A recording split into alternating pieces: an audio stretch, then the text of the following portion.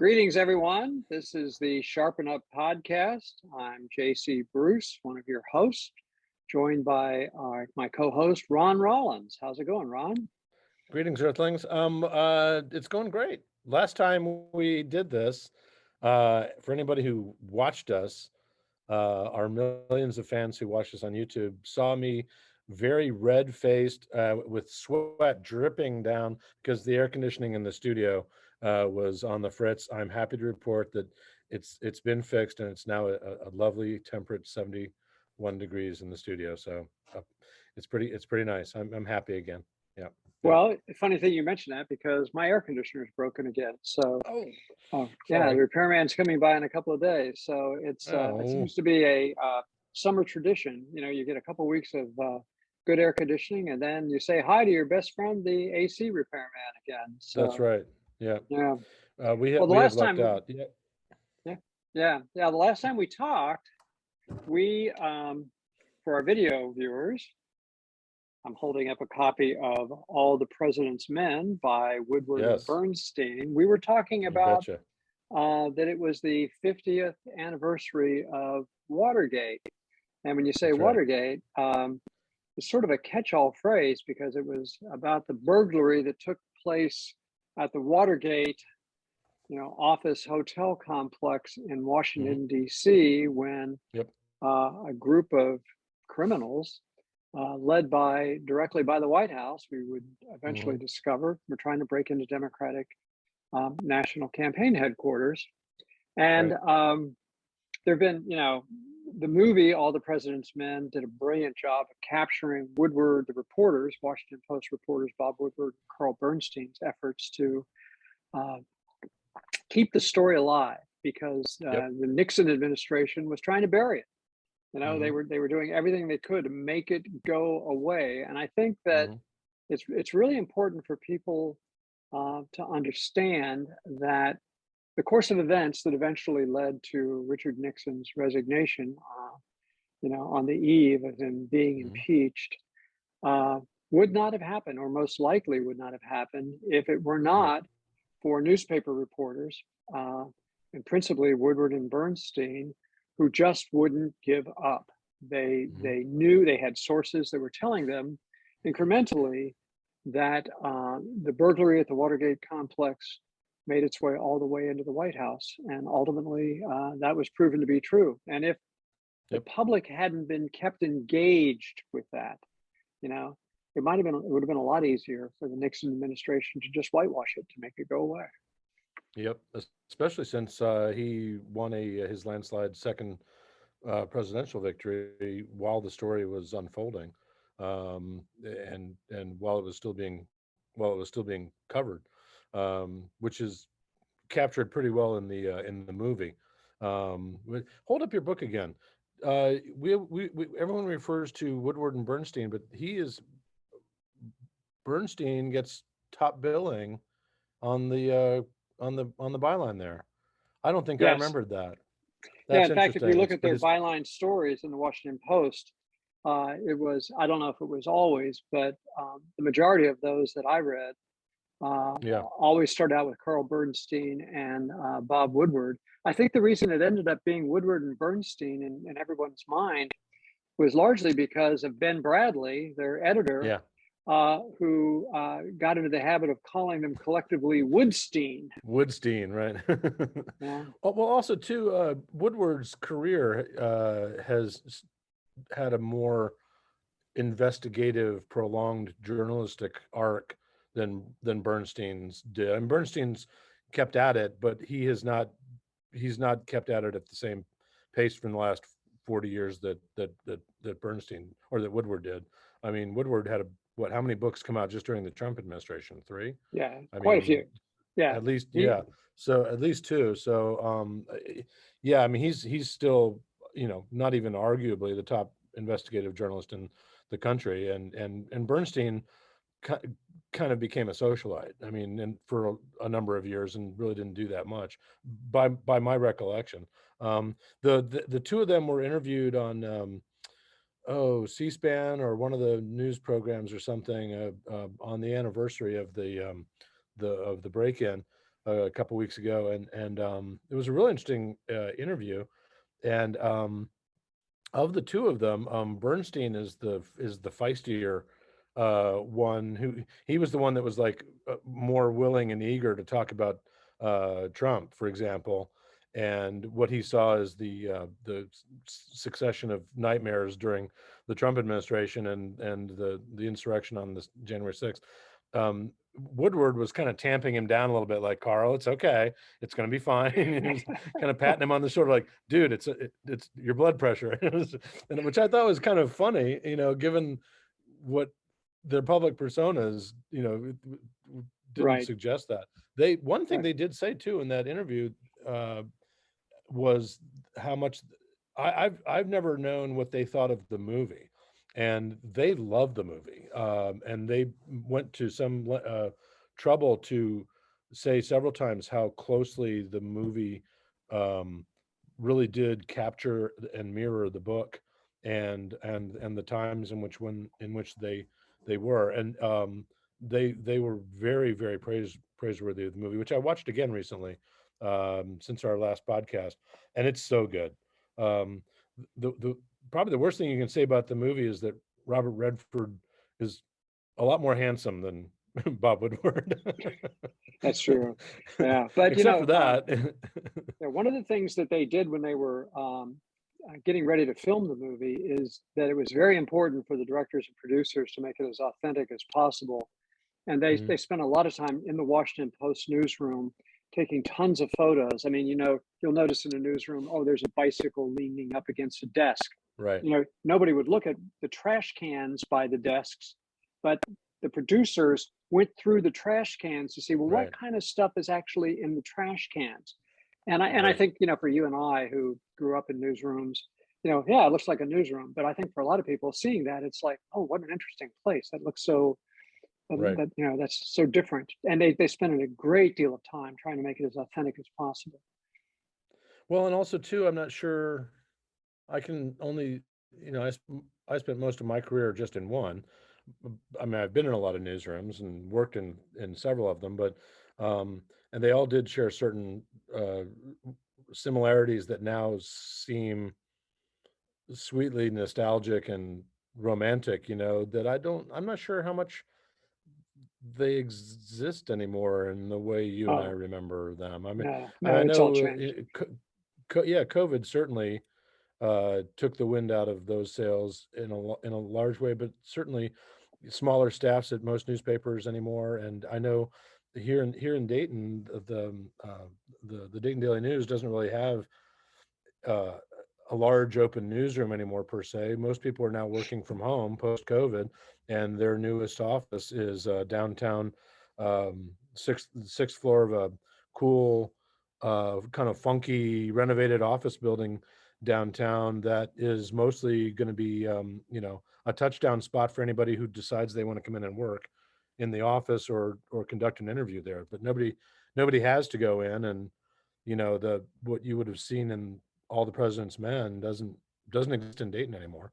Yeah, I'm not sure how many newspapers have, other than the Washington Post, I guess probably still has it, but I don't know how many of those big sprawling open cubicled places exist anymore, which is a shame yeah. because they were Well, great they're places all to they're work. all a lot smaller. That's for Yeah, sure. yeah, Yeah. Yeah. One of the things that but struck me about the movie, and of course the book too, was how technology has so dramatically changed oh since yeah, then. I mean, it's been 50 years. I mean, the right, internet wasn't even around then. So, when Carl Bernstein was in Miami trying to track down the name on a check that was held by a district attorney's office in Miami, he phones right, Woodward back from a payphone, right? right, And uh, Woodward spends the entire day in Washington Post Library where they have phone books from every city in right, America trying to find right, this one guy's name.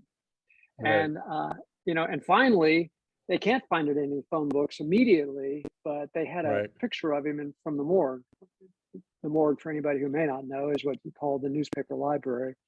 And right, it it took him all day to do that, which would be about maybe a 10-second job today, right? right, And and of course, so much investigative reporting today is database reporting, Right. and didn't have any of that Which is a then. which is a different kind of results in a different kind of journalism that simply didn't exist back then. Right, There was no database reporting back then. I mean, there's a right, lot of there's some distinct upsides to that technology, and there's like whole new categories of investigative reporting that exist now that didn't exist then. But that right, movie is loaded with all kinds of stuff that would just strike a lot of even young reporters today as just ridiculously anachronistic. The whole idea of on a Sunday morning, um, uh, in a coat and a tie, wandering down and sitting in the back of a courtroom for an arraignment for the burglars because you got nothing better to do. And you got all day to just kind of sit around in a courtroom and maybe ask some lawyers some questions. It's like, I guarantee there are no young Dayton Daily News reporters who would look at that scene and go like, oh, that seems like my busy day. yeah, But there's also the card catalog. There's the card catalog scene at the Library of Congress too, where the camera pans up into the dome of yeah, or up into the very ceiling, dramatic. and they're flipping through they're looking for anybody that checked out books about Chappaquiddick, I think. And and there's the stacks of library cards. Again, right. What's a library card? What's a library checkout card, Right. But yeah, it's a great movie. A really, really good movie. Yeah, and I'm it's glad, interesting glad, all the parallels glad I that are saw it being again. drawn between that and what we're seeing now on live television with the January 6th hearings that are Right, right, the congressional investigation into the insurrection on January 6th. yep, So many parallels drawn between the two because both of them were attempts to manipulate the outcome of an election. In mhm, Nixon's case, he didn't tamper with, you know, the election per se in terms right, of what happened at the ballot box. What he did is he tried to interfere with the ability of candidates to campaign successfully. In fact, he ended up right, getting the candidate he wanted through sabotage. right, And one of the great ironies of Watergate is that you know odds are he was always going to win. So right, all of it is really just a reflection on his paranoia because it was a stupid thing to do besides being a criminal thing to do, but in this case it was an right, unnecessary thing to do. And then you parallel that to Donald Trump's efforts after he lost the election mhm, to try to yep, somehow invalidate the election in the public's mind so that he would have some sort of base of support to literally stage a coup in the United States Capitol and stop the counting of the right, electoral ballots. And as this right, January 6th committee keeps going on, it's more and more apparent. You have to have, blinders on not to recognize that this was nothing less than a coup attempt to overthrow mhm. the American democratic process. Um, so it just goes to show you what an out of control and unstable president can do. Well, and the either in our last session or the session before, we talked a little bit about how we felt about the precedent and of charging a former president with crimes after he or she has left office, um, and the precedents that sets. And I believe we we we both felt at the time that there were like a lot of horns on that for the future of the country. It's like, that's what in banana republics are the places where the old leader gets, jailed by the new leader. But Right. I'll tell you, there's been several hearings that have elapsed since our last conversation about that. And I am of really much more mixed feeling about it than I was then. I don't see if it is true that nobody is above the law, I don't see how the Justice Department can't level some kind of criminal charge in this case. And I really have no idea how that'll turn out. I just that It's I think we did mention this before, but I totally agree with you. I mean, the more that that we all get exposed to all of these additional facts and revelations coming out of these hearings, the more Mhm. it's perfectly clear that this was nothing less than an organized conspiracy Right, to well, to disrupt the count of the electoral college ballots, which is tantamount to disrupting the entire democratic process. Mhm. And I don't see how charges don't come out of this. But Mhm. the great risk is that, prosecutors tend to be really conservative about this sort of stuff. They don't want to go to trial unless they are absolutely convinced that they're going to Right. win. And when you start getting into things like conspiracy, as opposed to something that's much easier to prove on paper, like tax evasion, Right. then you have to get into the minds of the participants and what their intentions were and all kinds of squishy stuff like that, that you're going to Right. have to um, count on the jury to see your point of view on that. And there's a higher risk. And I think one of the big risks in indicting and bringing a former president to trial is going to be what happens if you lose? What Right. happens if the jury looks at this and says, well, yeah, I mean, we see why you brought him to trial, but honestly, no, we don't Right. think you got it quite nailed. I mean, yeah, Right. the guy's a jerk, but is he a criminal? And Well, that's a actually, pretty high bar. we can put an asterisk on that one though, and say like, was Donald Trump a criminal? His entire administration was a criminal enterprise, almost straight out of an episode of The Sopranos. Okay, I mean, let us count the ways. Right. But but back to the topic at hand. Yeah, I agree with everything you said, and right, exactly. So I think we asked before, what does a jury of his peers look like? I mean, you're going to have presumably a half a dozen people on a jury like that um, probably voted for him, right? And Right.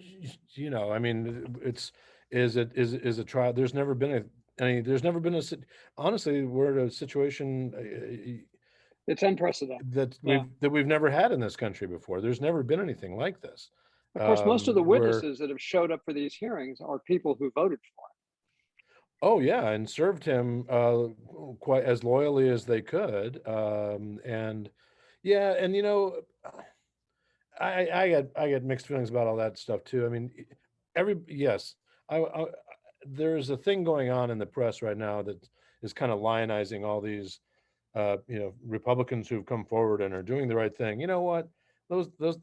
Yes, that's true, but they were enablers for 4 years, and I every time I read, oh, Bill Barr took a courageous step by blah blah blah. It's like bullshit. Okay, Bill Barr to paraphrase Bill is Barr. yeah, yeah. Thank you. Bill Barr is among the worst of the worst, and enabled. I'm sorry, buried the Mueller report, as I recall, and so yeah, he doesn't get any huzzas from me just because he gave a correct and sensible legal opinion once in his life. I mean, that no. I will say Cassidy Hutchinson may be a little apart from that group because, for one, she's young, and I think we talked in the last podcast when we were talking about Donald Segretti, the Donald Segretti's the character in All the President's Men, makes the case to Dustin Hoffman Bernstein that he didn't think he was doing anything wrong because how do you turn down a call to work for the president of the United States of America? I mean, how do you, as an American, how do you do that? And as a young woman in her early 20s, how how could she have done that? She was doing what she thought she was supposed to do. It occurred to her later, bad things happened and I need to fess up about that. So I mean, Yeah. I put her in a slightly different category than I put a lot of the other Trump enablers who have turned out to be, witnesses in the hearings, which by the way have been appointment television at our house. Oh, You absolutely. can't take your Yeah. eyes off them. Yeah. Um, Yeah. but Best thing oh on well. TV since the Johnny Depp Amber Heard trial. No, not to Well, as you trivialize said, the January 6th committee. as you said, you were missing those, so thank Yeah. goodness. Yeah, Yeah. yeah, but oh well. Well, what? Hey, you sent out your July newsletter, I did. um, with lots of fun stuff in it. One of the things you mentioned in there in this month's Sharpen Up newsletter was that, speaking of Donald Trump, that Abraham Lincoln uh, paid more in income taxes than Donald Trump did. Yeah, it turns out that of course, what I try to do in the I newsletter is just love I that, by sort of, the way. I know, right? I try to catalog all the things that are happening every month and look for things that are, unusual and interesting. And Right. uh, i- on July 1st, 1862, um, uh, Abe Lincoln signed into law the bill that created the Internal Revenue Service. It also Mhm, modified the income tax that had been previously enacted to help fund the Civil War. And mhm, Congress, in its wisdom, decided that, you know, we're going to make sure congresspersons pay an income tax too. Otherwise, they're going to cut our throats when we go back home. right. But the president of the United States should be exempt. And so they exempted the president. Abe Lincoln wasn't required to pay taxes, but he did anyway. And it turns out that that the tax he paid in their dollars, in 1862 dollars, he paid $61 a month. And you were the one who mentioned when you were proofing my newsletter that, hey, doesn't that mean he paid more money than Donald Trump did in taxes? So I went back and looked, and for the first 2 years of Trump's administration, I think, according to all the reporting that took place by the New York Times on this, that he paid something like $750 a year, for 2 years. Right. And so you Right. take, you figure out, okay, what's Abraham Lincoln's $61 a month um, worth in current dollars? And I looked it up. You can actually find this online, and Yep. did the arithmetic. And it turns out in 1 month, Abe Lincoln paid more in taxes than Donald Trump did in both of his first 2 years in office. So you know, both What Republicans too. what So a what is that what is that what does that tell you? I'm a big Lincoln fan. One of the things that people, I mean, everybody knows about Emancipation Proclamation and, the Civil War and all that stuff. One of the things that Lincoln did that really kind of gets short shrift is he kind of created the modern American economy. I mean, in order to pay for the Civil War, which was a costly enterprise in more than just human lives, uh, it was fabulously expensive to do. There'd never been anything like it that the government had undertaken. I mean, there was certainly nothing in the previous history of the country came close to the Union War effort, in terms of revving up the economy, and he had to pay for it somehow, and the income tax, of course, was part of that. But I think they standardized currency.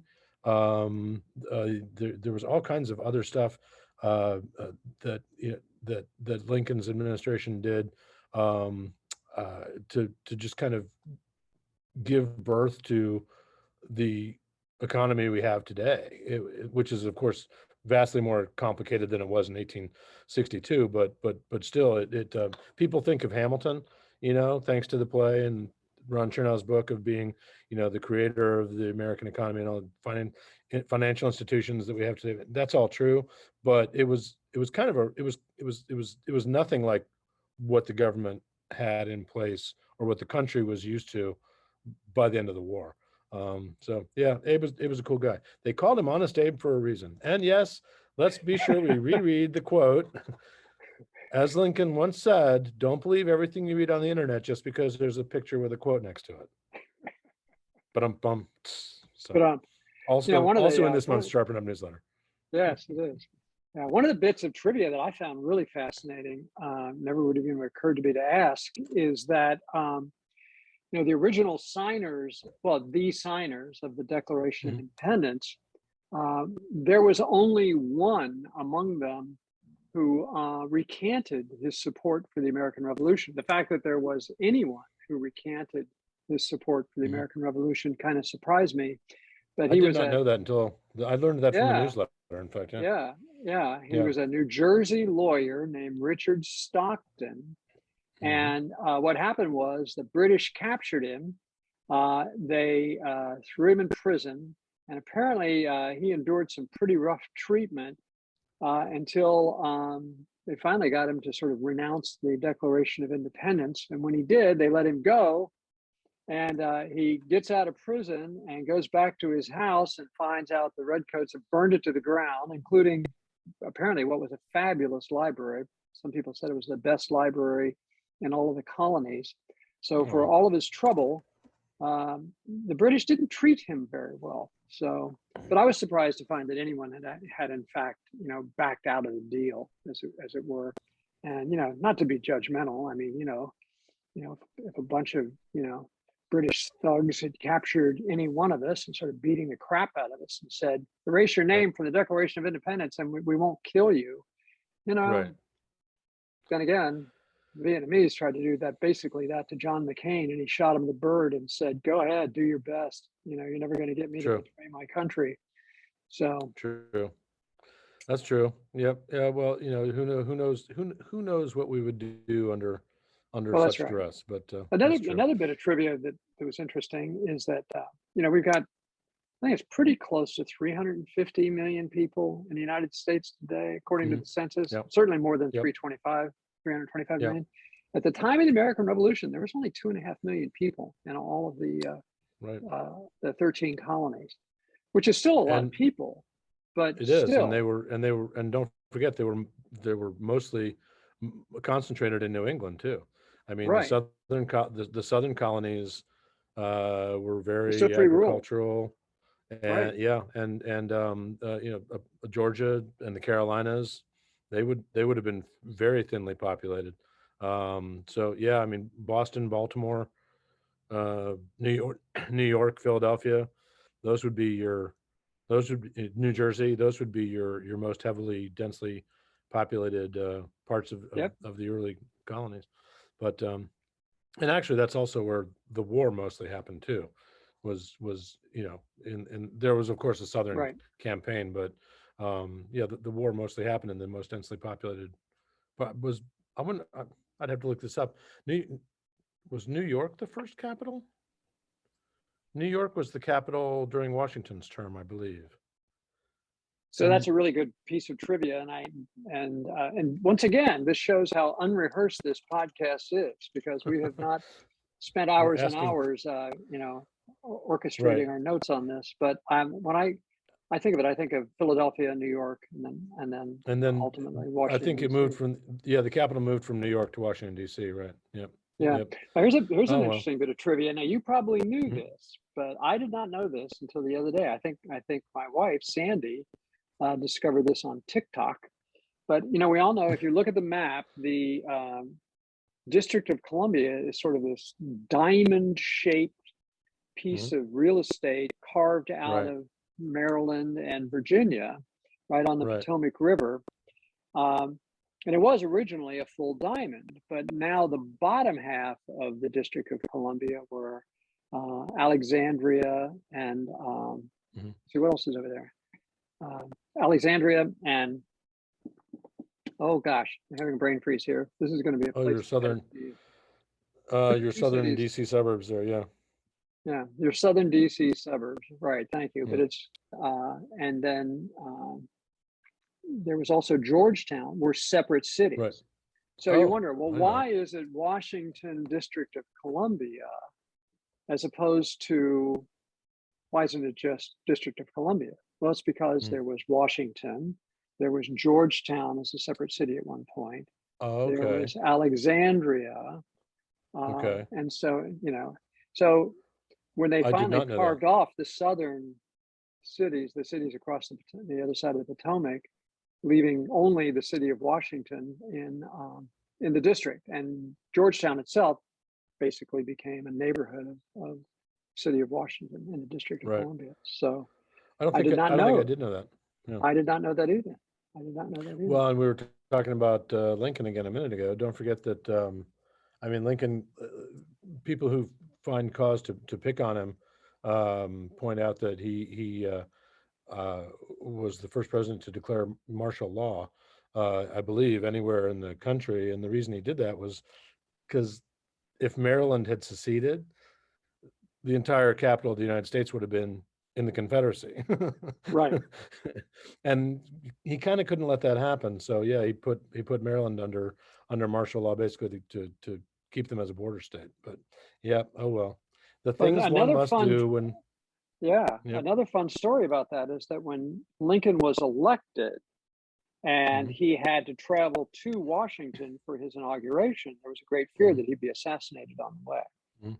Right. And the greatest point of concern was traveling through Maryland, through the city of Baltimore, because Maryland was Right. a slave state. Right. So, Yep. and he damn near Yep. was. Yeah. Then he got castigated. He kind of snuck through in the night, and the cartoonists that were want to make fun of him at the time. I believe there's a lot of cartoons of Lincoln wearing like a Scotch Highlanders cap or something, and women's clothing, making fun of the so-called disguise that he wore to make it safely through Baltimore. Yeah, but oh Well, what well. he did, in Just fact, goes to is when show you, he political cartoonists have always been meanies. I'm right, just they saying. have been. Yeah. Now he traveled on a train with a Pinkerton agent who was Yep. the first female, uh, best I can tell, first female Pinkerton detective in history, and she was his I, bodyguard. I did not So, know that. I just read yeah. a really good novel that features the Pinkertons very prominently. Strongly recommend a book by Jess Walter. Came out last year called The Cold Millions, and Mm, it's set in Spokane in the early 1900s during all of the immigrant and labor unrest there, and the Pinkertons are hired to tamp down the Wobblies and mm. the union organizers, and it's a really good book, very readable, really good historical fiction, and the Pinkertons don't come off as nice people.